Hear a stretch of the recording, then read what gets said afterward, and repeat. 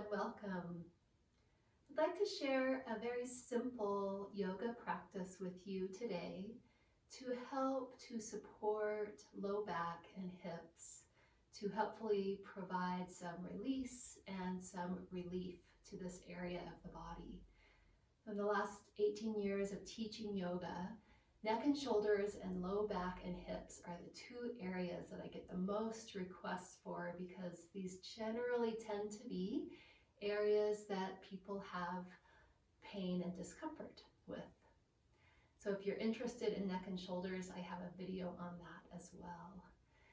This practice is fairly simple and it should be safe for most people. However, I'm not a doctor, so if you feel like you're not quite sure and you have some low back vulnerability or issues, you may want to check with a professional to make sure before you do this that it's safe for you. What you need for the practice today is a chair. So I have a basic folding chair. Any chair that's firm and upright will work for this, and a blanket as well. And if you have a yoga mat, that's great. And if you don't, you can just lay down on the floor. So when I talk about the low back, it's very common also for us to hold tension in the low back when we're holding our breaths in. So what we want to do is make sure that we're relaxing and releasing the breath. We're releasing the belly. So we'll start with a lying down posture that can help us to relax and release the belly. So we're going to lay down on our backs. If you want something underneath your head, you can place that blanket underneath your head for now, or you can just lay back on the floor. And we're going to have our knees bent with the soles of the feet on the floor, and they'll be about hip width apart. So knees and toes are stacking in alignment with your hips. When you lay back in this position, there's a natural curve of the low back away from the floor. This is the lumbar curve of the low back.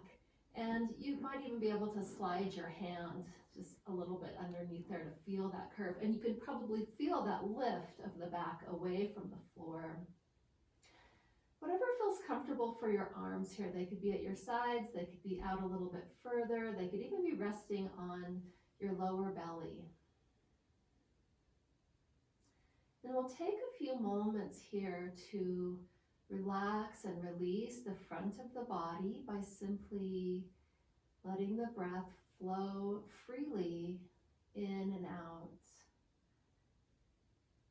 So you don't need to have any special yoga clothes for this practice, but it's important to have loose fitting clothing so that your breath is not constrained by tight jeans or a belt.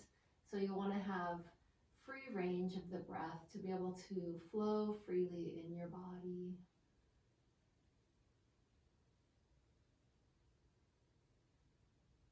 And it might be useful if your hands are at your sides to place them on your belly so you can feel the rhythm, that natural rhythm of the ebb and flow, the rise and fall as the breath comes into and moves out of the body.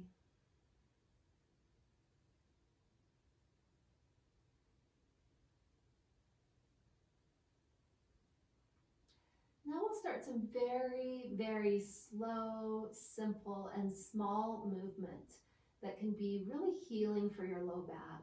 So we're going to keep the hips on the floor, and we're going to tilt the pelvis so that the low back presses into the floor. And then we'll tilt the pelvis so you'll come back to your starting neutral position where there's the dip of the low back, the lumbar spine away from the floor. And we'll do this several times back and forth. On the exhale, letting your low back press into the floor. And on the inhale, letting the low back draw away from the floor, the hips stay on the floor. And then following the rhythm of your breath, exhale, low back presses into the floor. Then inhale, low back draws away from the floor. And here again, you can have your hands to your sides. You can have your fingertips on the front of your hip bones, or you can place your hands on your belly.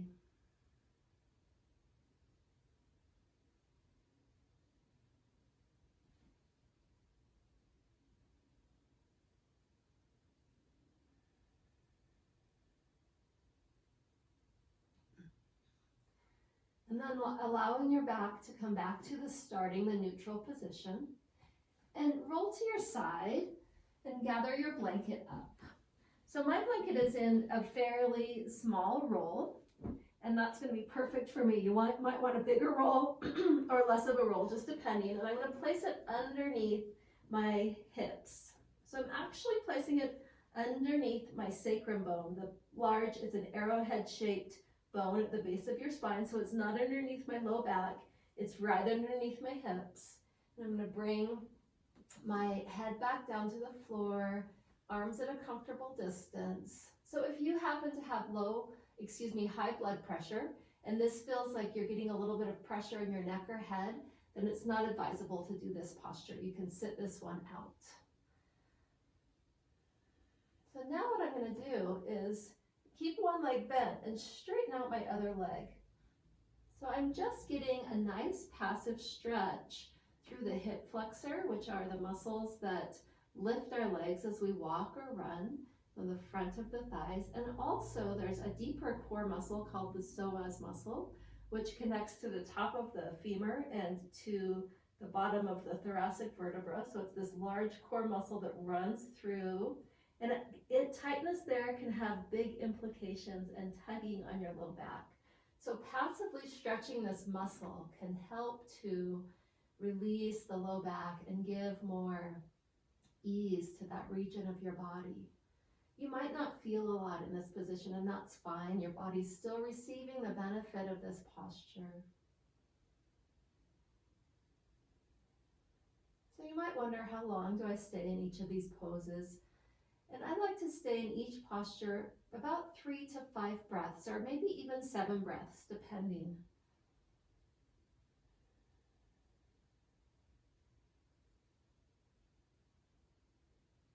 So if you want a bit more of a stretch, this roll, this blanket underneath your hips can be larger. Or if it feels like this is too much, you can take it and have it be a smaller fold. And let's take the other side. So lifting your straight leg, placing that foot on the floor, and extending out the leg of the other side.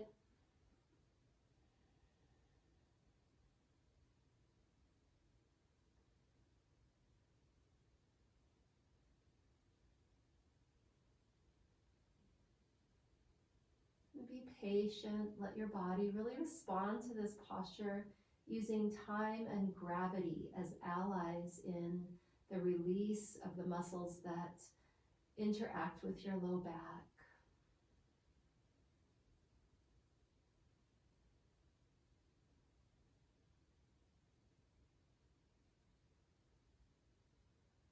And go ahead and bending that straight leg, lifting your hips, and remove that blanket. And now we're going to turn all the way on to our stomachs.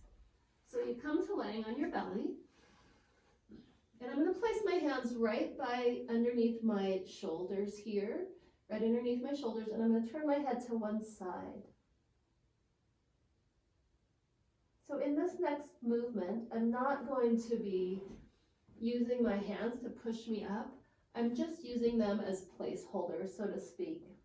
So on the end, relax your shoulders, let your legs come fairly close together.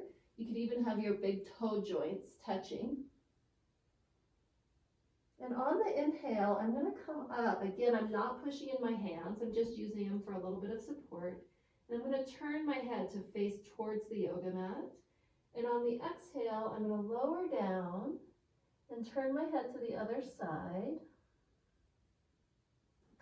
And inhale, I'm going to lift up and turn my head towards my yoga mat.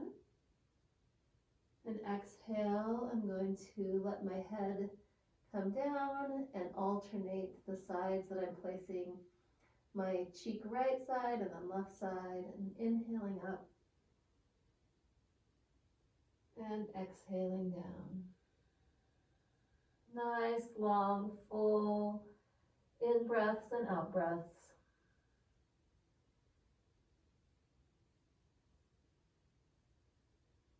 You might feel inclined to want to push yourself up high and see if you can refrain from doing that and let this range of motion be pretty small. You might feel the back engaging a little bit, and that's great. but not straining. And then exhale, lower. One more time, lifting and lowering.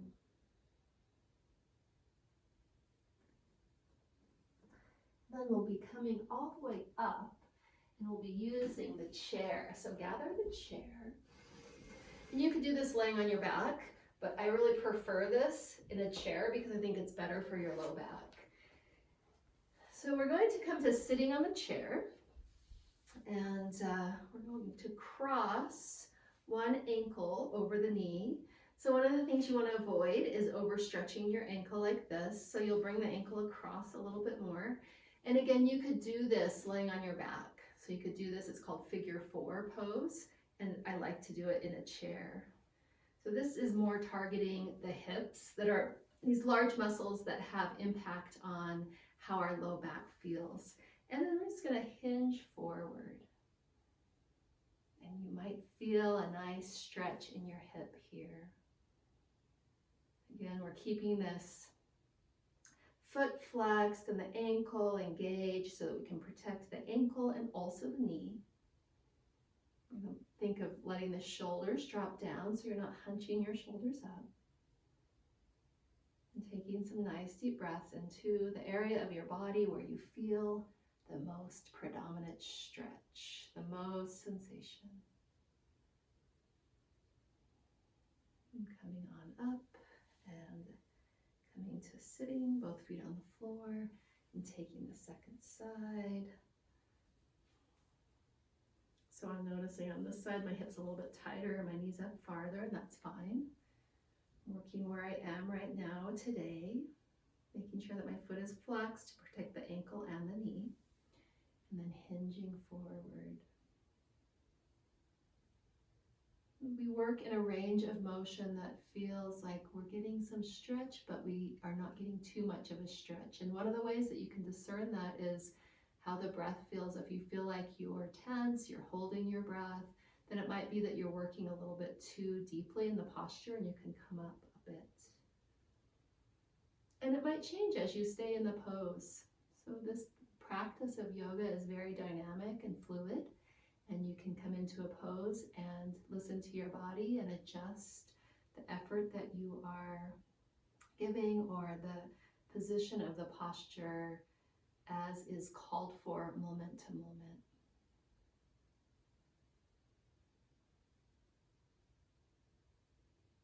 Okay, and then coming up as you're ready. And I'd like for you to take a twist, and I'm going to just orient my chair a little bit differently. You don't need to do this, but so that you can see. So I like to do twisting, can be great for your low back, and it also could be problematic. So we're going to take this with care. And I like to twist sitting in a chair rather than sitting on the floor because tight hips don't play as big of a part, and we can have more of a neutral spine. So your spine is neutral, and one of the ways that you can check that is you can feel your back, and if the muscles that are along the spine are sticking out and there's a little dip where the vertebrae are, then that's neutral. If you can feel the vertebra, if you can feel the little pointy bones, that's not neutral for your spine. So you can check in there. And then I'm going to take my hands on either side of the chair and do a really gentle twist. One of the things you can do here is you can twist too firmly because you have the chair for leverage. So keep that in mind and be gentle and full of care when you come into this twist.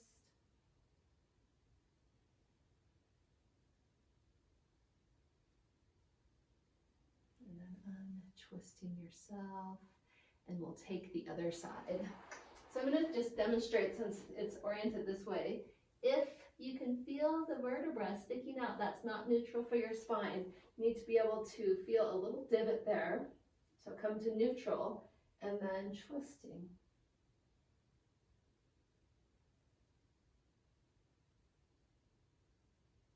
Mindful to not be torquing your body too hard.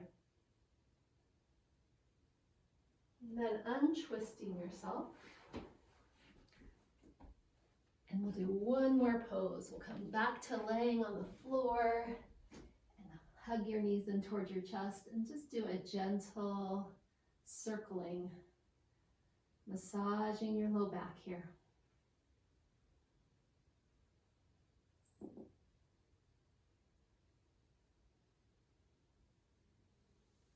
And if you'd like to end your practice laying on your back, legs out straight, and taking a few breaths there.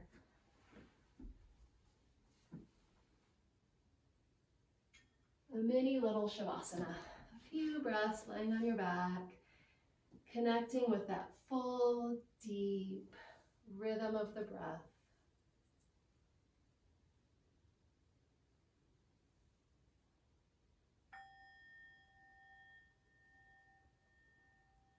And I hope that was useful. Thank you for practicing.